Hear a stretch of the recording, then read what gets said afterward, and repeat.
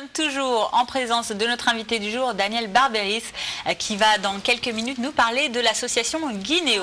Alors c'est le moment de lui laisser la parole justement. Alors Daniel, je le disais tout à l'heure, vous êtes venu nous parler aujourd'hui d'une association, c'est l'association Guinéo. Alors on va en savoir un petit peu plus tout à l'heure. Vous êtes dans l'association, quelle est votre fonction?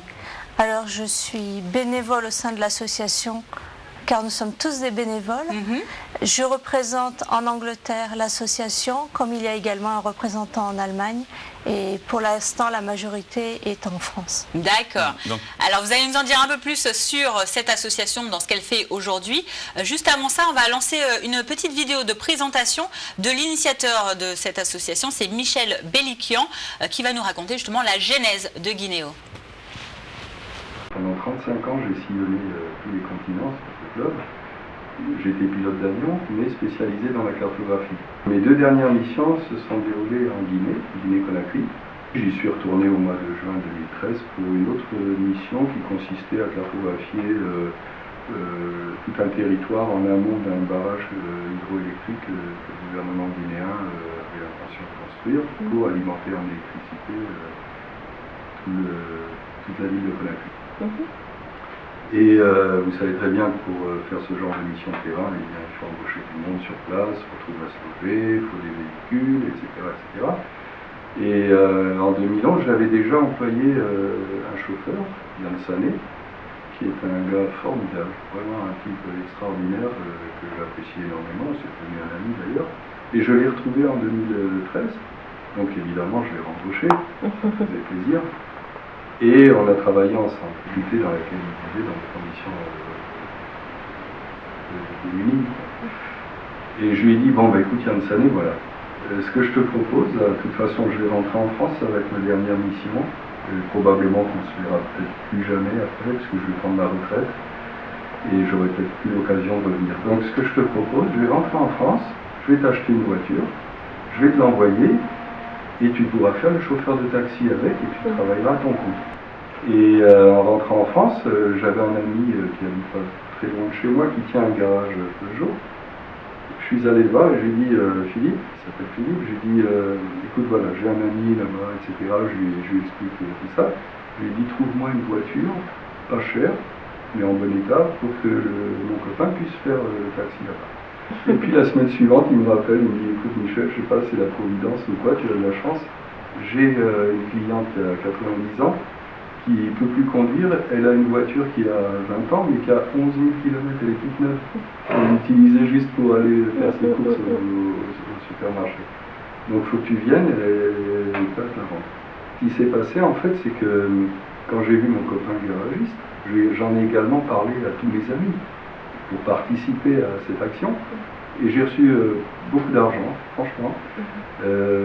Et du coup, il me restait pas mal de sous sur la caisse.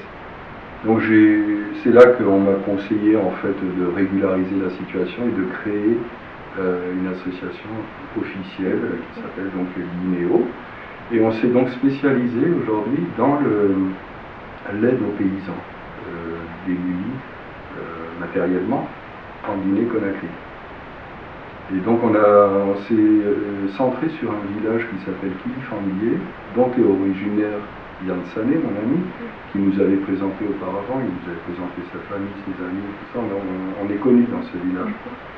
Et donc, avec cet argent, avec mes copains qui ont une centaine à peu près dans cette association, on s'est donné la main et on a acheté du matériel agricole. On a acheté un minibus aussi pour faire du ramassage scolaire. On a récupéré 2 mètres cubes de livres scolaires pour l'école, on a récupéré 6 mètres cubes de vêtements, on a récupéré 30 bicyclettes qu'on a restaurées, qu'on a remis à neuf, tout ça. Voilà. Et on a, avec des motoculteurs, enfin des groupes électrogènes, des frigos, de tout ce qu'on veut, ça a été un succès, vraiment un grand succès. Qui m'a procuré, par lui dire, il a entendu dire qu'il y avait une usine à côté de chez moi, une usine chimique qui avait une unité de protection incendie au sein de l'usine, et ils renouvelaient leur parc de véhicules. Et il m'a dit, ils ont un camion magnifique de pompiers qui est tout neuf, et ils vont s'en débarrasser. Récupérer ce camion, si vous nous l'offrez, on l'envoie en Guinée, et comme il y a une citerne et une pompe à l'intérieur du camion, on pourra aller chercher de l'eau, pomper dans la rivière, ou là où il y a de l'eau potable, dans les puits, et faire les kilomètres qui incombent aux femmes. Et comme ça, on pourra arroser les champs, distribuer l'eau pour la cuisine, pour se laver, etc. Et en fait, ce qui est intéressant, là, c'est que Guinéo a évolué dans le sens où, au départ, on voulait aider un individu, après une famille, puis maintenant, en fait, on s'est spécialisé pour l'aide à un village. On ne sait pas l'avenir, ce que nous réserve l'avenir. Peut-être qu'on aidera un pays entier, mais pour l'instant, on n'a pas cette prétention. On est une petite association. On veut aider vraiment un village qui, d'ailleurs, contient 750 habitants, donc c'est quand même un gros village. Et en fait, ce camion, moi, je ne veux pas le donner à un individu ou à une famille. On a décidé avec mes collaborateurs de créer une coopérative agricole, et ce camion on le donnerait à cette coopérative agricole pour en faire bénéficier le maximum de gens, et comme ça chacun cotiserait à sa façon pour payer l'essence du camion, payer les pièces détachées s'il faut changer une roue, etc. Donc c'est beaucoup plus raisonnable. Voilà, merci à Aimé Podé qui a recueilli donc, les propos de Monsieur Belkunian, le fondateur de Guinéo. Et donc aujourd'hui, en représentant sur notre plateau, nous avons Daniel Barberis. Alors Daniel, déjà dites-nous un peu comment est-ce que vous avez connu Guinéo, comment vous avez connu son fondateur? Alors j'ai travaillé de 2011 à 2012 en Guinée. Et c'est là que j'ai connu professionnellement Michel Belkunian qui a donc fondé Guinéo. D'accord. Vous travaillez dans quel domaine? Je travaillais dans les mines. Et par ce travail, j'ai connu non seulement Michel, mais j'ai également connu le peuple guinéen qui m'a laissé un souvenir époustouflé par sa dignité, combien ils travaillent et la volonté qu'ils ont de s'en sortir. D'où vient le nom de cette association déjà pour qu'on comprenne bien Guinéo? Bon, on se doute que ça vient de la Guinée. Pourquoi le O? Alors c'est la contraction de eau comme l'eau à boire, parce qu'en fait la Guinée est un climat tropical, donc ils ont beaucoup d'eau, mais ils ont un grand problème quand il s'agit de transporter et de distribuer l'eau. Donc Guinéo, son objectif principal, c'est d'aider à l'adduction d'eau pour éviter de voir ce que nous avons tous vu en Guinée, c'est-à-dire des femmes avec 3 seaux, un à chaque bras, un sur la tête, le bébé dans le dos et faisant des dizaines de kilomètres chaque jour. Alors comme on le dit en général, hein, les grandes choses ne se créent pas à 1000, ne commencent pas à 1000, c'est une personne qui a une idée, qui partage avec d'autres personnes, et puis voilà, ça part grandissant. Aujourd'hui, Guinéo passe pour devenir une organisation internationale. Vous êtes représentante en Angleterre, il y a des représentants en Allemagne, vous l'avez dit, en France et en Guinée. Alors comment se fait la coordination entre les différentes structures de Guinéo? Alors c'est Michel Belkunian qui organise la coordination. On est tous très soudés. Je pense qu'il est important de dire que sans la coopération sur place de notre réseau en Guinée, on ne serait que des gens de bonne volonté qui ne pourraient rien faire en pratique. Donc cette collaboration sur place est centrale. Alors, une fois que vous transitez le matériel en Guinée, est-ce que vous avez le soutien des autorités guinéennes pour faciliter la sortie de ce matériel-là? Tout à fait, et ça c'est essentiel pour sortir de la douane dans un temps qui ne soit pas trop long et pour acheminer jusqu'au village. Et c'est une chose qui m'a vraiment décidé à m'engager sur Guinéo, parce que je savais que d'abord tout l'argent serait dépensé de manière efficace pour apporter une aide, pour apporter des outils aux paysans, de l'eau, des moyens d'avoir de l'eau, mais aussi que toute cette aide allait leur arriver, parce que je connaissais le réseau sur place. Alors, vous disiez tout à l'heure que Guinéo, donc, son objectif, c'est d'aider dans l'adduction d'eau dans ce pays qui l'exploite mal, alors qu'il en a beaucoup sur son terrain, sur son sol. Comment est-ce que Michel Pékian en est arrivé justement à avoir cette idée d'aider pour l'eau, vu que son parcours est un peu différent? Il était pilote, c'est ça?